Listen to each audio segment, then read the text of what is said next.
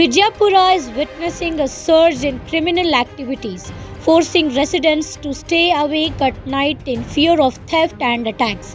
Groups of 5 people are patrolling their neighborhoods with both men and women, forming teams to safeguard their homes from criminals. The rise in robbery incidents, particularly in the outskirts of the city and areas around Al-Ameen, has caused widespread concern.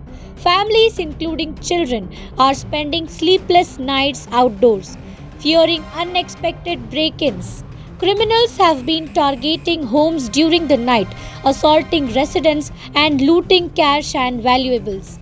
The situation has left citizens in distress, with many expressing their fear and uncertainty over when the next attack might occur. Despite police intervention, including firing at the criminals and injuring one suspect, the incidents continue to rise, adding to the anxiety among locals. Authorities are working to curb the growing menace, but the residents remain on high alert, hoping for stronger measures to restore safety and peace in Vijayapura.